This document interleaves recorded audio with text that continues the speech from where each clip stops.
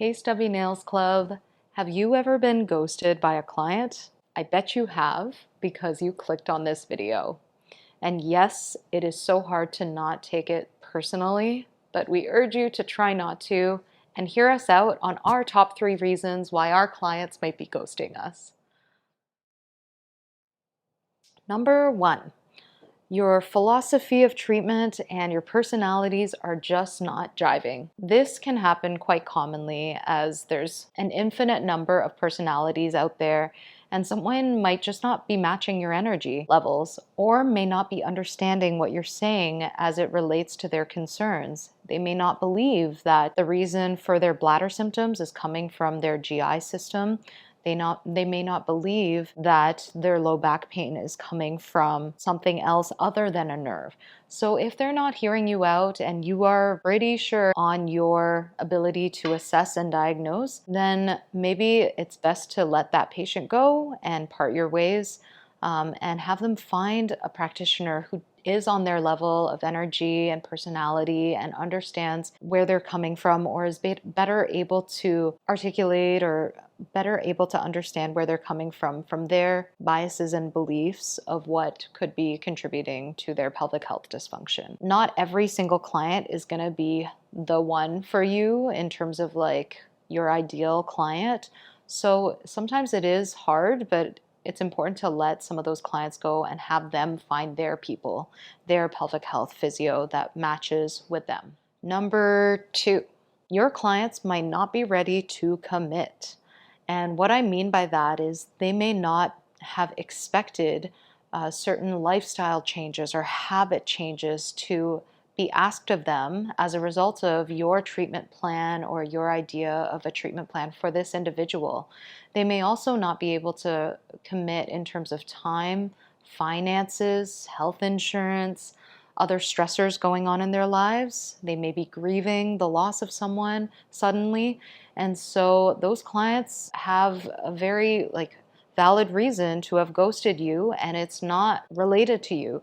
So for this scenario, follow up with your client, see where they're at, and if there's no contact, sometimes it's easy to blame yourself and think it's you, but really it's them.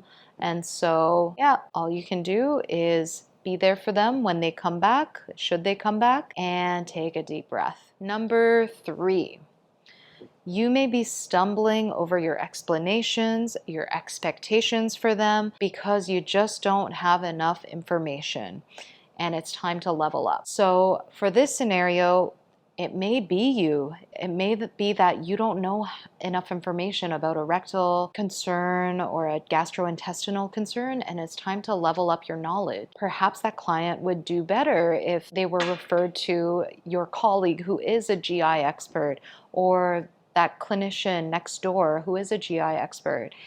And there's no shame in referring out if you're unsure. Or in the meantime, have the patient understand that this is not your expertise area and take a course, take a couple courses and come back to me, or here, go see this other clinician, and let's resume after.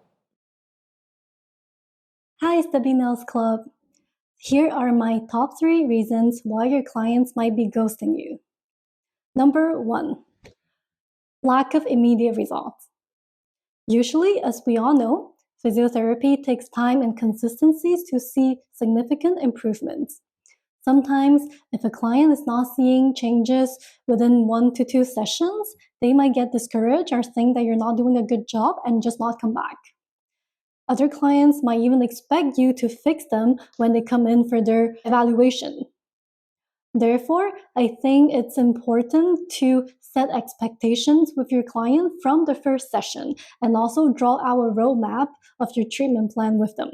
Letting them know what you're going to be doing in the first evaluation, in the first treatment, and the subsequent treatments will help them see where this is going, and will help them understand that in order to achieve the ultimate result, they will need to work on point A, point B, point C, and how it progresses from one week to the next.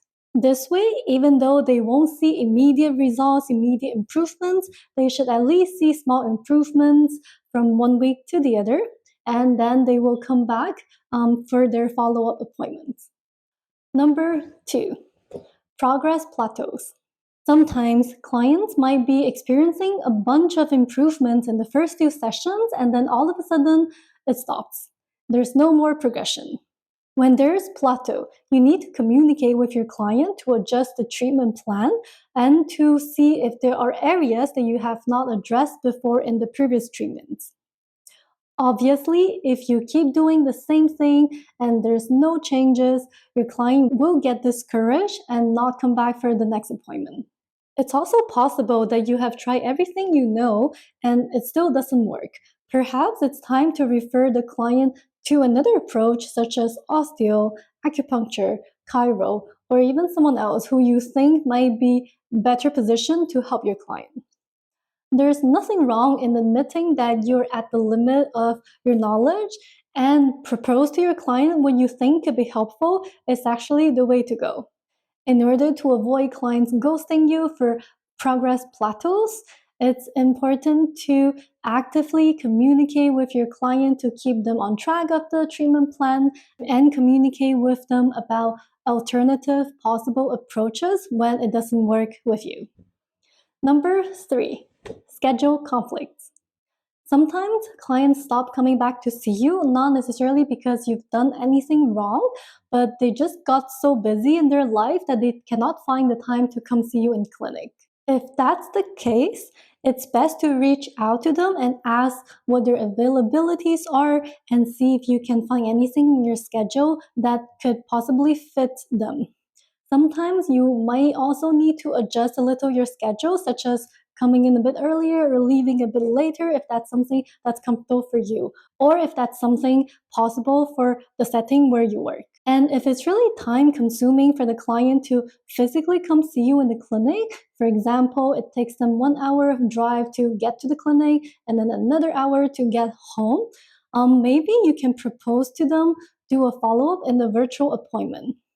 So with virtual appointments, you can even assess their environment. You can maybe assess the triggers of their symptoms in their own environment and then propose advices to correct those. So keeping the virtual appointment option open may be helpful in solving these schedule conflicts and decrease clients ghosting you from this reason. If you guys liked today's video, don't forget to give us a thumbs up and subscribe to this channel so that you don't miss any of the new content that comes out every month. If you want to get in on the secrets on how we increase our patient retention rate and how we boost our confidence in our practice, we welcome you to join our Patreon account for more bonus videos that talks about all of those. Until next time, bye Stubby Nails Club!